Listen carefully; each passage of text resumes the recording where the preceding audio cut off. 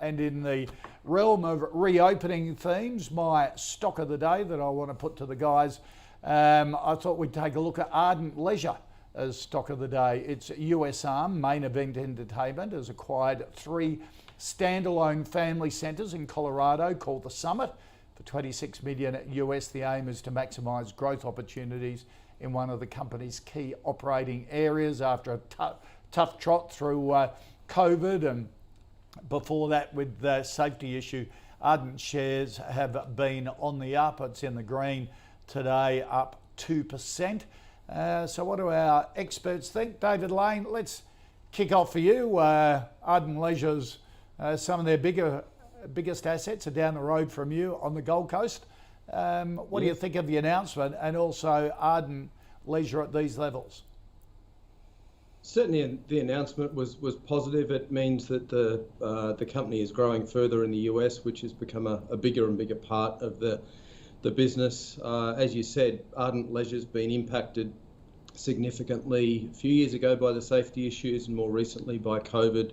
And we've had the Omicron wave as well, that just as the borders were reopening, we had the Omicron wave hit southeast Queensland. So that's had an impact on it short term, and the numbers though are improving. And as you said, it's a reopening trade effectively that we're seeing an improvement in numbers going through the theme parks in January and February, and as the economy reopens, that will continue.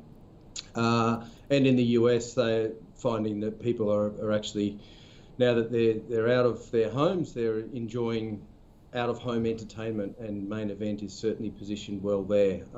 But having said that, it is a business that's still generating significant losses. Their last result had a loss of 36 million. So it's not without risk, but for a reopening trade, it's one that is leveraged in that space. Yeah. What do you think? Is it worth buying at these levels?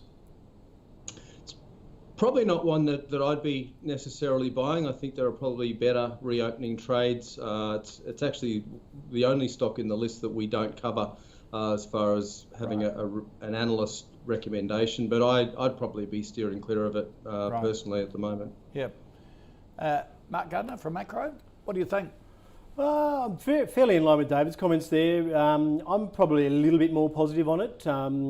Disney had reported very well in the US this earnings season on the back of their theme parks. So obviously I think the US is much further ahead in terms of reopening, far less sort of nanny state, if you want to call it that, than Australia in terms of lockdowns and the issues with the states. So look, it seems to be on the surface of decent acquisition.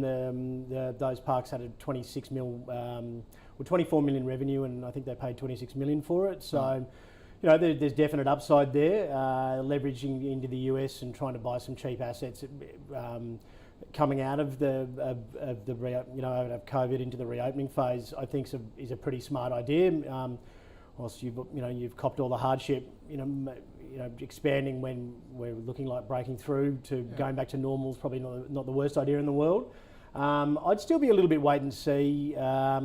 They didn't report great numbers, and they are making a loss at the moment. And stocks like that, realistically, with high quality names in the index at the moment, yielding well and etc. So it won't take much for them to pull back again. But give it some time. Somewhere over the next sort of say three to 6 months, I'd be trying to buy dips in this potentially, and we'll see how this acquisition plays out. I'm a bit surprised from the chart there, how much it's run. That March COVID crash got down to 17 cents, now back up to $1.50.